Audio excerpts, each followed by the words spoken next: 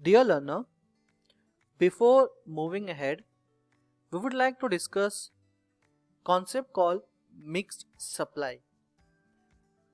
Under GST, there are two things, एक mixed supply और एक composite supply.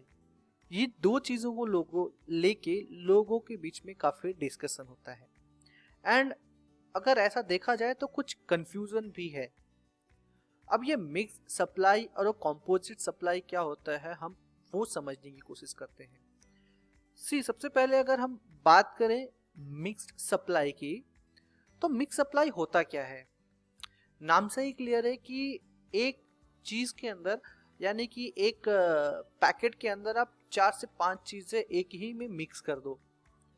जैसे कि अमूमन तौर पे जब कभी आप किसी को गिफ्ट हैम्पर पैक देते हो, जैसे कि अगर आप दिवाली का गिफ्ट हैम्पर पैक ले लो, तो उसमें आपने चॉकलेट, उसमें फिर आपने कुछ ग्रोसरीज के आइटम, कुछ आपने ये जो काजू बादाम, ये जो आपके फूड्स आइटम हो गए, ये सब चीज़ों का आप क्या करते हो, पैकेट एक गिफ्ट हैम्पर बनाते हो.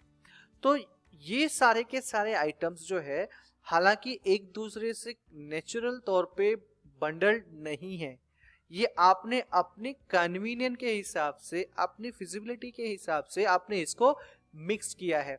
तो अगर ऐसे केसेस में, यानी कि अब ये प्रोडक्ट अगर आप सिंगल सेल करोगे तो सबका जीएसटी रेट अलग अलग होगा, राइट, एब्सोल्युटली राइट. लेकिन आपने क्या किया, एज अ गिफ्ट हैम्पर के पैक के तौर पे आपने सारे प्रोडक्ट को एक कंबाइन कर दिया और आपने फाइनल जो प्रोडक्ट का प्राइस डिसाइड किया वो पर्टिकुलर एक आइटम से डिसाइड नहीं किया, बल्कि आपका टोटल जितना हुआ ना, आपने टोटल कॉस्ट ले लिया.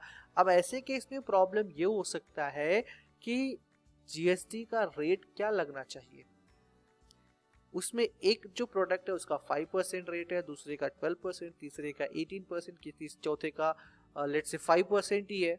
4 अलग अलग आइटम है. तो अब ऐसे केस में रेट क्या लगाओगे. अब उसी चीज को एग्जांपल के तौर पे एक नेक्स्ट एग्जांपल ले लेते हैं. जैसे कि मान लो कि आपकी कंपनी एज अ एम्प्लॉय लोग को कुछ गिफ्ट देना चाहती है एज अ दिवाली गिफ्ट. तो कंपनी ने एक शॉप को ऑर्डर दिया है कि हम अपने हर एक एम्प्लॉय को एज अ दिवाली गिफ्ट के तौर पे एक कॉर्पोरेट किट देना चाहते हैं, जिसमें वॉच भी होगा, जिसमें वॉलेट भी होगा, जिसमें टाई भी होगा, जिसमें पेन भी होगा. तो ये एक कॉर्पोरेट किट बनाने का ऑर्डर आपने किसी शॉप को दे दिया. अब शॉप को तो ऑर्डर मिल गया कि हमें let's say 100 corporate kit supply करना है कंपनी XYZ को. वो कंपनी XYZ अपने एम्प्लॉय लोग को एज ए गिफ्ट के तौर पे देगी. फाइन, वो कंपनी क्या करेगी, that is not important. Important ये है कि ये शॉप वाला जो एक इंडिविजुअल वॉच बेचता है तो उस पर 5% जीएसटी लगाता है, इंडिविजुअल पेन बेचता है तो 12% जीएसटी लगाता है, टाई बेचता है तो 12%, वॉलेट बेचता है तो 18%. यानी कि इंडिविजुअल प्रोडक्ट अगर वो सेल करता है तो हर एक का जीएसटी रेट अलग अलग है.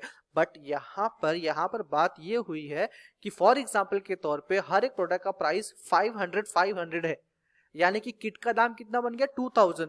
अब ऐसे केस में किट का प्राइस तो 2000 बन गया, लेकिन रेट तो सबका अलग अलग है.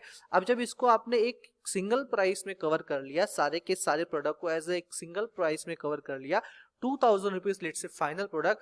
अब इसमें हर एक का रेट तो अलग अलग है, 18%, 12%, 5%.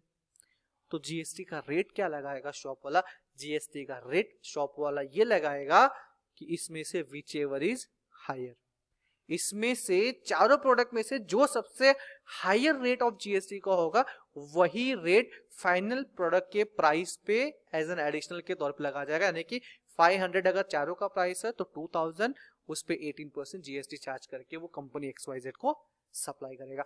तो मिक्स सप्लाई में कॉन्सेप्ट ये हुआ कि आपने पर्पसली एक दूसरे के साथ में इसको बंडल किया, ये नेचुरल लेवल पे बंडल नहीं थे.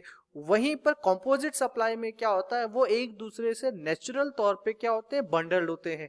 यानी कि अगर आप ये चीज लोगे तो डेफिनेटली ये चीज तो आपको लेनी ही पड़ेगी. फॉर एग्जाम्पल के तौर पे जैसे कि आप गाड़ी लेते हो, जैसे कि अगर आपने पेट्रोल की कार ली है तो ऑब्वियस बात है पेट्रोल तो भराना ही पड़ेगा. हालांकि ऑन द स्पॉट की जरूरत नहीं पड़ेगी, लेकिन वो भराए बिना गाड़ी तो आपकी चलेगी नहीं. तो ये कॉम्पोजिट सप्लाई कहलाता है कि यहाँ पे आपने जहाँ पे एक प्रोडक्ट लिया, लेकिन वो एक प्रोडक्ट तब तक काम नहीं करेगा जब तक कि दूसरा प्रोडक्ट आपका उसके साथ नहीं आता है, यानी कि नेचुरल तौर पे देखा जाए तो ऑब्वियस सी बात है वो बंडल्ड है, यानी कि एक दूसरे के वो क्या कहलेंगे, हिंदी में अगर बात करूं तो एक दूसरे की क्या है, वो पूरक है।